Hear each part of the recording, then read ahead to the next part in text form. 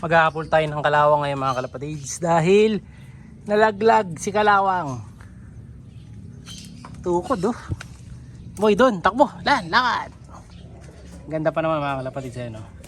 Yung bata ko yun yung gusto ko nakikita eh. Yung may mga nakatambay na kalapati ngayon yung palakad-lakad. Ayan oh. Ang cute naman kasi di ba? So kunin natin siya. Ayan, naglakad-lakad pa dun oh. Nakapupunta tol. Hindi ka makakalipad tol. Nakapupunta. Siya si Idol Madla, nakakahanga, may mga hawak, gandang linyada. Ika'y inspirasyon kung bakit hanggang ngayon ako'y palaging kumakarera. Yun, nahuli na natin si kalawang. Ayan oh, medyo makulit lang. Pakitin na ulit natin dito. Uy! Ayan, hinagis ko na lang. So, yung puti, ayun, nakapasok yung ulo dun oh. Kala ko kulang eh. Hindi na sila nakita, nasa likod na pala iba. So ito yung mga kapatid niya na kalawang. Ayan o. Yung dalawa na to, batcher na. So may mga next pang mga kalawang na kasunod dyan. Ayan, dami o. Puro off color. O, pili na lang kayo dyan mga kalapatid. Pag gusto nyo mga off color. And then dito, nilipat ko na yung mga bagong mga ibon ko. Yun na sila.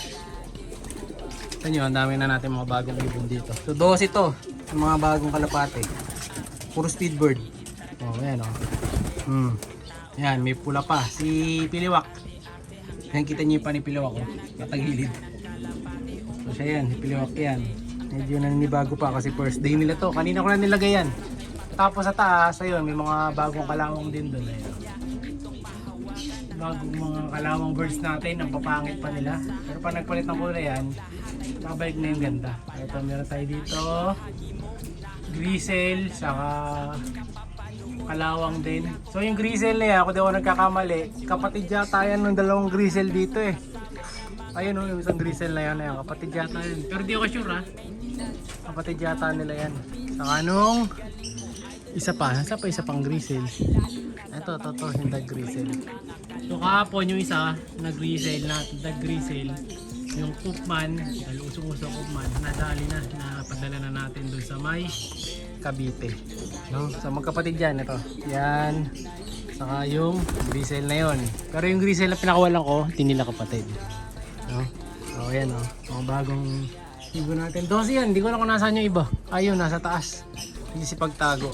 So lilipat ko na rin kasi mga bagong young birds doon. Punta natin. Ito yung sinabi ko sa inyo ng mga lilipat natin mga young birds mga kalapatids. Yan, ang dami niyan. Nasa ano yata to? 7 yata. Oh, 8. Dahan-dahan natin i-akin. Sa taas. Yan. Kita nyo, umiiyak pa. Sumisiyak pa. Pwede natin lahat yan dito. Siyempre, mababad ko muna yung tuka nila sa painuman isa-isa. So, 1, 2, 3, 4. 1, 2, 3, 4, 5. 6 lang pala to, 6. So 6. So dito, ayun yung mga ibon, nasa labas sila lahat oh. Dahil ganda ang panahon natin today. So wala nang linis-linis para masanay sila sa ganyang environment. Ito yung painuman. Didikit lang natin yung kanilang toka dyan, isa-isa. Lahat to. Ayan, para masanay sila. Yeah, kuha na tayo, cream. Pwesto na natin ang camera. Ganun lang, kuha ng isang ibon. Naka-record naman na sa akin to mga kalapatids eh. So ito, ex machina bird to na pula. So kaya nung sinabi ko sa inyo, painumin lang natin yan dito. Ayun, okay na nun. Labas na, uy, sige, dyan ka na. Lakad na. Kuha ng ibon ulit. Ganun lang ulit mga kalapatids, ulit-ulit lang to. Basta kailangan makatuka lang sila ng inumin dito eh. Ayan. Ayan. Para alam nila kung saan sila iinom. Oh. 2 birds. Yeah, doon na kayo. Yeah. Ito, laki na ito mga kalapatids. So, ito nga may bulutong pa sa pato eh. Ayan oh. Ang laki ng bulutong nito mga kalapatid sa pa. Ayan. Pero okay lang yan. Bulutong lang yan. Yeah. Baba na rin dyan. Sige, pasok. Yan na, doon ka na. Next bird. Yeah.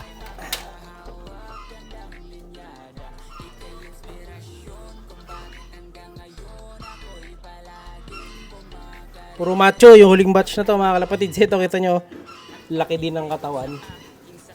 Pasok boy. Sige, mag-enjoy kayo dyan, kayo mag-alala. Maganda magiging bahay nyo dyan. Yeah. Tapos ito yata yung kauna-unahang itim na lalagay ko dito sa taas. Yan. Hops. Yan na, okay na. Yun. Yan. And then lastly yung grisel.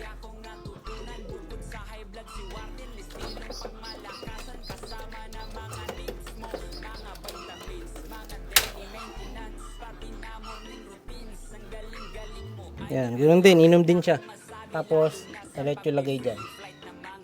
Yan, pasok boy. Yan. Okay na yung mga bago natin mga ibon. Tama ba? 6 ba?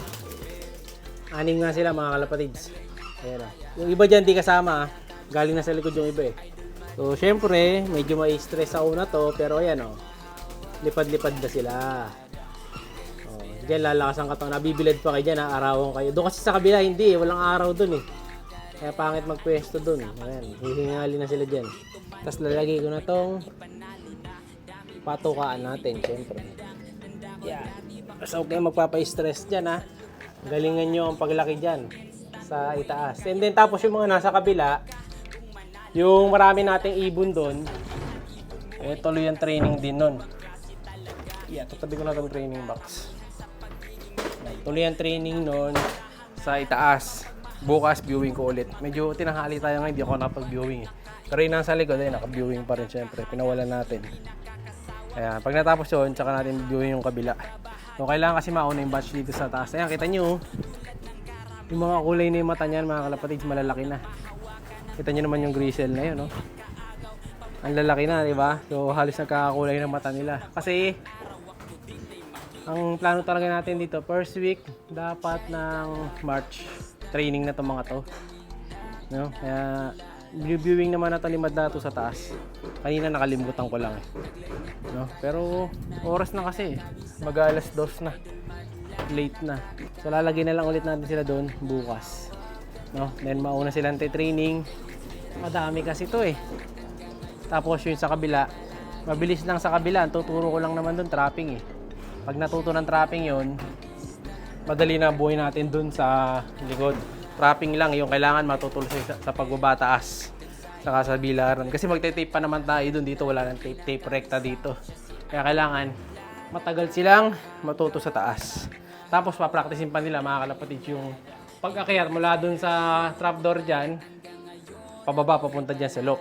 No? So marami silang pagdadaan ng mga proseso para sila matuto dito sa buhay mga kalapatid. So ganun lang ginagawa natin kada training, every batch ganyan. Dito sa taas magkaiba tayo ng style. Yung iba sabi bakit daw tinetape pa, hindi kasi pwedeng walang tape sa likod, mawawala. Pero pag dito sa taas hindi talaga tayo pwedeng mag-tape kasi mataas. Nag-try na kami dito dati mag-tape, ayun nalaglag. Pilay, kaya hindi pwede, no? So applicable lang sa bawat types ng lock. Pag mababa, pwede tape. Pag mataas, hindi pwede. So, ayan ang ating mga bago mga young birds. Siyempre, kung gusto nyo makatanggap ng mga young birds, isa dun sa taas ang pamimigay natin. Kaya ano pa hinihintay nyo, comment lang parate para makatanggap ng mga gift birds. No? So, marami pa tayong pag-gift bird dito. Basta comment lang parate. Malapit na end of January. Na pang hinihintay nyo, comment lang, like, share, subscribe. Ingat! Siya'y kalapatistang napakagaling na kinakilala.